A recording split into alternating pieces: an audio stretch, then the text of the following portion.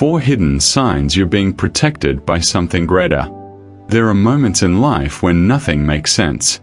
When everything you counted on starts to fall apart, relationships fade, plans collapse, people disappear, and silence fills the space where certainty used to live.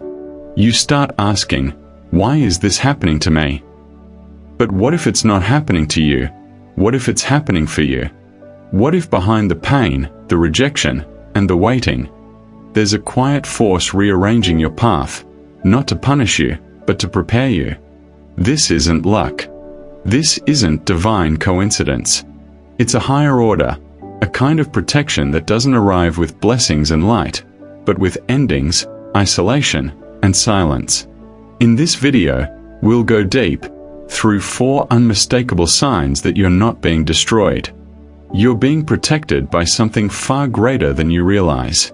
Stay till the end, because when you understand these signs, you'll never see your struggles the same way again. Sign 1. When everything you want starts slipping away. You wanted it badly. That opportunity, that person, that dream. You gave everything, time, effort, faith, and just when it felt close enough to touch, it disappeared. No warning, no closure. Just gone. Most people call this failure. The wise call it intervention. Seneca once said, "A setback has often cleared the way for greater fortune." Sometimes, the things that vanish weren't stolen, they were removed before they could poison your purpose. When something you prayed for slips through your hands, it isn't always rejection. It's redirection. Because here's the truth, not everything that looks good is meant for your growth. And sometimes the universe will empty your hands, just so it can fill them with something better. What you see, as loss is often the moment, your path is being quietly rewritten. That's not failure. That's protection disguised as disappointment. Sign 2. When you stop reacting and start observing. This is when something changes inside you. The noise around you doesn't stop, but your reaction to it does. You stop chasing explanations. You stop explaining yourself. You start watching. No angry replies. No defensive words. Just quiet clarity. That's not detachment. That's mastery. Epictetus once said, "It is not what happens to you, but how you react to it that matters." And that's where true protection begins, inside your perception. When your peace can't be disturbed by others, you become untouchable. Their insults, their manipulation, their silence, none of it controls you anymore. That calm, steady silence in the middle of chaos, that's not weakness. That's your inner guard standing watch. Once you've learned to master your emotions, you don't need to fight every battle. You simply rise above them, and life starts protecting you from the storms you used to walk into willingly. That's not a coincidence. That's evolution. Sign 3. When you're forced to walk alone but feel no fear. You'll know this moment. It starts quietly. People fade out, doors close, the familiar disappears. At first, it feels like abandonment. But solitude isn't punishment. It's preparation.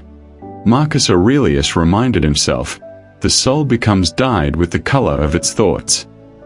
When the noise is stripped away, you start hearing your own voice again, and that's where your true power returns. This isolation is sacred. It's the fire where your patience is forged and your focus is rebuilt. When you stop needing validation, your silence becomes louder than approval. You stop chasing connection and start becoming the kind of person connection naturally finds. This is when protection shows up as loneliness. A higher power isn't removing people to hurt you.